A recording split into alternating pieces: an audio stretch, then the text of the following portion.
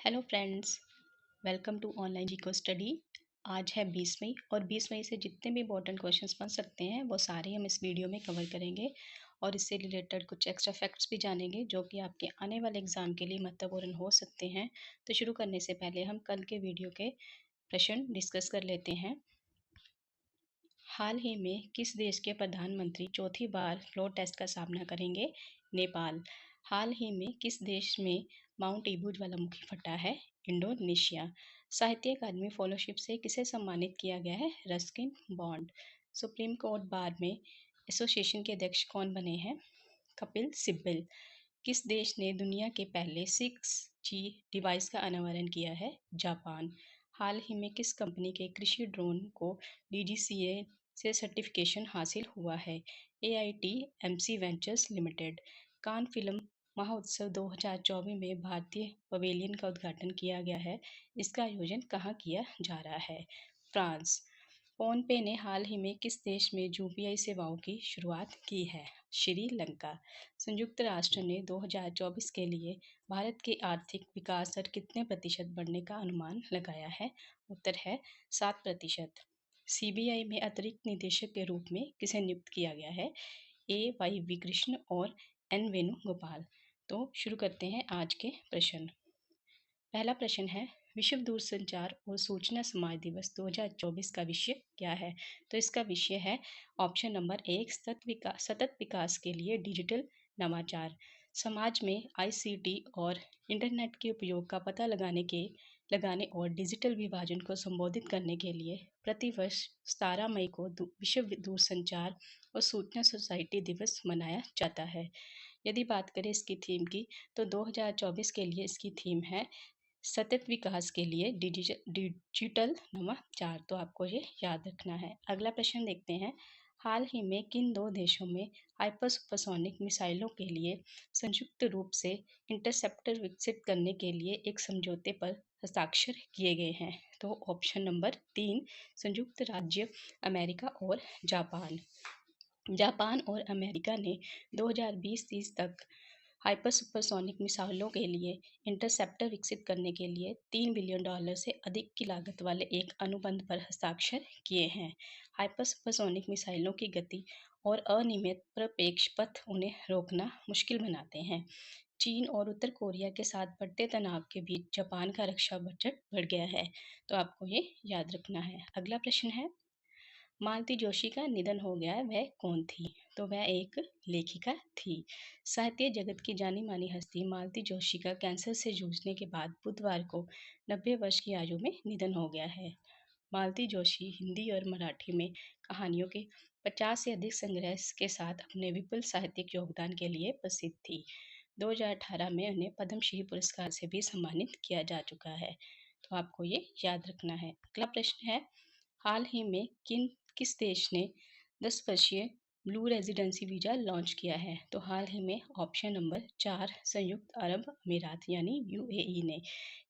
संयुक्त अरब अमीरात ने पर्यावरण संरक्षण को बढ़ावा देने की दिशा में एक महत्वपूर्ण कदम उठाते हुए पर्यावरण की सुरक्षा में महत्वपूर्ण योगदान देने वाले व्यक्तियों के लिए स्पेशल 10 वर्षीय ब्लू रेजिडेंसी वीज़ा सुविधा लॉन्च की है।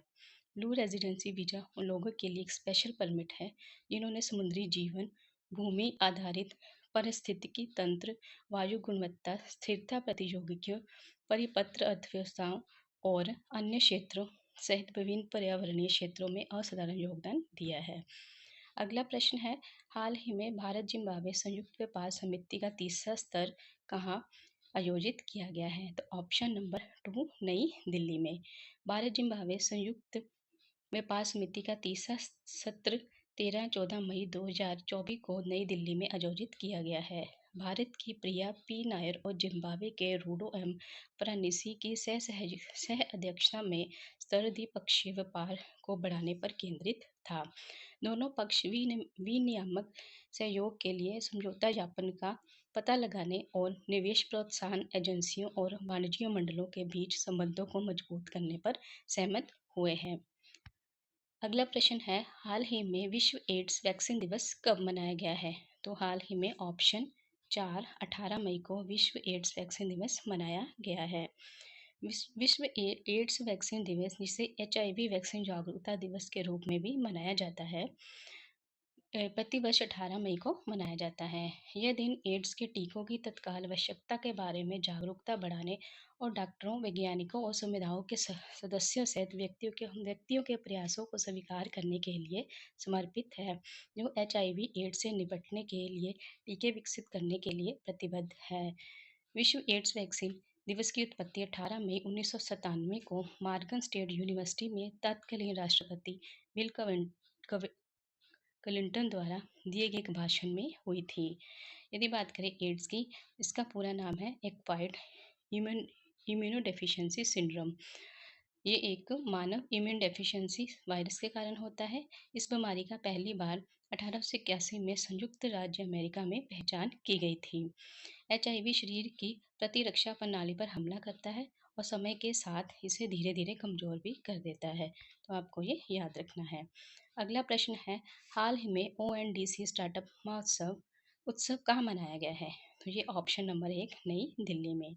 Open network for digital forms commerce ने भारत के डिजिटल प्लेटफॉर्म के लिए प्रतिबद्ध 125 स्टार्टअप ने जोरोडा, IM, ई-बाइस, ट्रिप और कोर्स 24 जैसे प्रसिद्ध यूनिकॉर्न को लोकतंत्र बनाने की दिशा में एक मजबूत कदम है।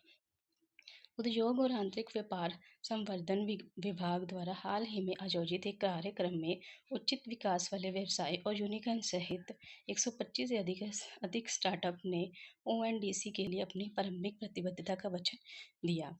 ONDC का उद्देश्य उत्पादों और सेवाओं को दृष्टा प्रदान करके डिजिटल कॉमर्स में क्रांति लाना है, जिससे छोटे और स्थानीय विक्रेताओं को सशक्त बनाया जा सके। ONDC के प्रबंध निदेशक और मुख्य कार्यकारी टी खोसी है, तो आपको ये याद रखना है। अगला प्रश्न है, किस देश का विदेशी मुद्रा भंडार $2.56 अरब से बढ़कर 644.15 अरब डॉलर हो गया है? तो ये हो गया है ऑप्शन 3 भारत का। देश का विदेशी मुद्रा भंडार 10 मई को समापन सप्ताह में 2.56 अरब बढ़कर 644.15 अरब डॉलर रहा। भारतीय रिजर्व बैंक ने ये जानकारी दी है। इससे पहले पिछले सप्ताह में देश का विदेशी मुद्रा भंडार 3.67 अरब डॉलर से बढ़कर 1.59 अरब डॉलर रहा है। यदि बात करें चीन की, तो चीन के पास सबसे बड़ा विदेशी मुद्रा भंडार है, तो आपको ये याद रखना है। अगला प्रश्न है, हाल ही में विश्व का सबसे ऊंचा प्रतियोगिता पूल किस देश में खोला गया है? तो ऑप्शन नंबर 1 भूटान में। वर्ल्ड्स एक्वेटिक और भूटान एक्वेटिक फेडरेशन ने पूल फॉर ऑल प्रोग्राम के माध्यम से थिम्पू में भूटान के पहले प्रतियोगिता स्विमिंग पूल का उद्घाटन किया है। 8200 फीट की ऊंचाई पर स्थित ये दुनिया का सबसे ऊंचा स्विमिंग पूल है। इस पहल का उद्देश्य जलीय खेलों को बढ़ावा देते हुए विश्व स्तर पर शीर्ष स्तरीय जलीय सुविधाएं प्रदान करना है। यदि बात करें भूटान की, इसकी राजधानी है थिम्पू और यहाँ के राजा है वांगचुक। अगला प्रश्न है, हाल ही में एलोड्रा कप 2024 में निखिल जी ने कौन सा पदक जीता है? तो इन्होंने ऑप्शन 1 स्वर्ण पदक जीता है। 18 मई को भारतीय मुक्केबाज निखिल जरीन ने एलोड्रा कप 2024 में गोल्ड मेडल जीत लिया है। निखिल ने मुक्केबाजी स्पर्धा में महिलाओं में 82 किलोग्राम में हिस्सा लिया था। निखित ने कजाकिस्तान की जजीरा उराकबयोवा को हराया है, तो आपको ये याद रखना है। तो ये थे आज के महत्वपूर्ण क्वेश्चन। कल मिलते हैं अगले वीडियो में। धन्यवाद।